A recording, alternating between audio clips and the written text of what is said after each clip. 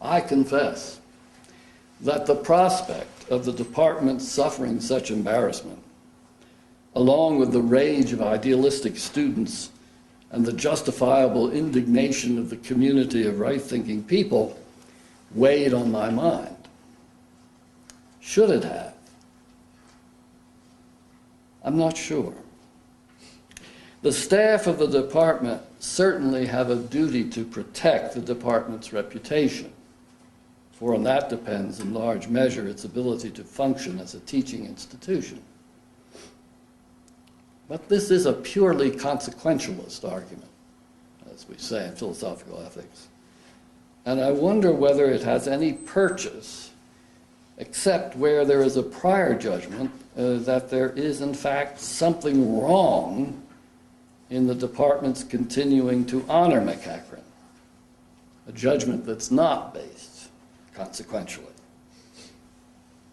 Suppose that the danger of being the object of public outrage had been much greater and more imminent. Could it have been so great as to be sufficient on its own, regardless of whether it was right or wrong to continue the prize from a non-consequentialist standpoint, as to justify bringing the prize to an end?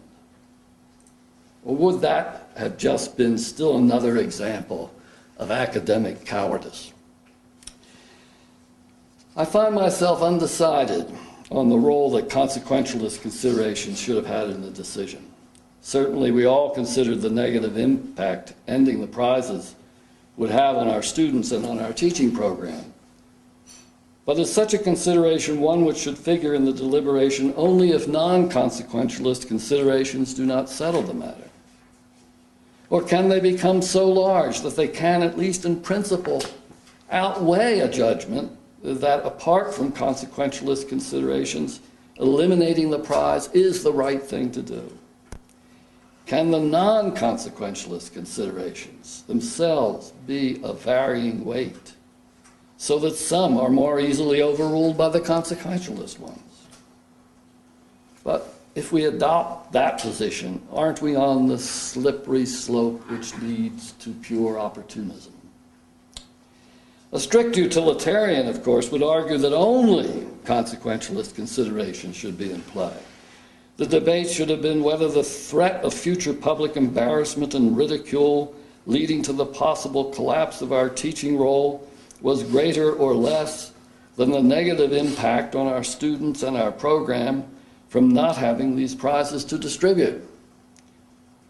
Given the uncertainty of the threat, the judgment on this matter would certainly not have been an easy one, even had these consequences been the only things to weigh. We all know that there is no science combining probability and a metric for benefits and detriments that is going to enable us to simply calculate our way to a decision in such a case. It's a judgment call, as we say. But I think most people, myself included, will say that the strict utilitarian approach is inadequate. We who supported the eventual decision wanted to say that apart from all consequences of what we decide to do, it just is wrong to honor a man who has done such things as he did. But what features of the situation make it wrong? Suppose it had been revealed that MacEachran was a terrible womanizer, cheating on his long-suffering wife again and again. Would we have canceled the prizes for that reason? I don't think so. But womanizing can be a very obscene and contemptible way of behaving. What makes it different from the case of deliberately sterilizing people without any care in determining whether such sterilization was justified?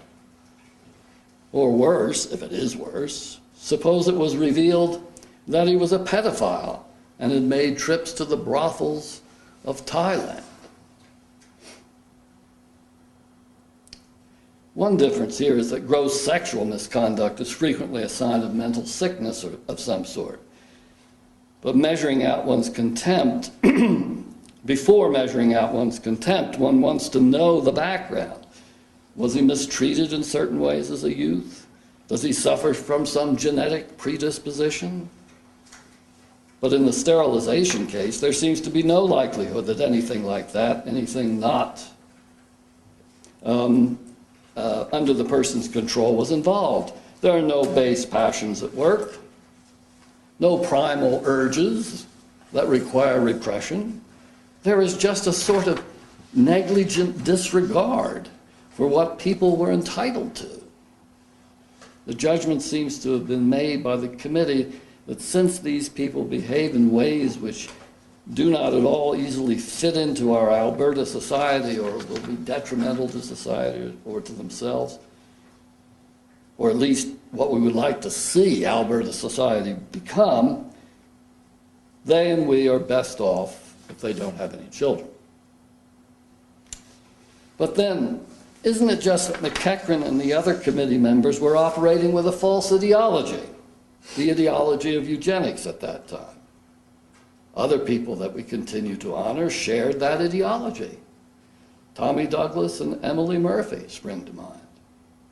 It's just that MacEachran got to put the ideology into practice, whereas Douglas and Murphy didn't. One might want to say that MacEachran, being a learned man, should have known better than to fall for that nonsense. And I guess I would agree with that.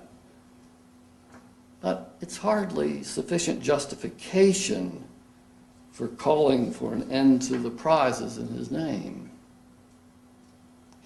At that time, I thought that, yes, if all that were involved here was as operating in accord with the demands of a false ideology, which he actually thought was good science, then the case for eliminating the prizes was insufficient.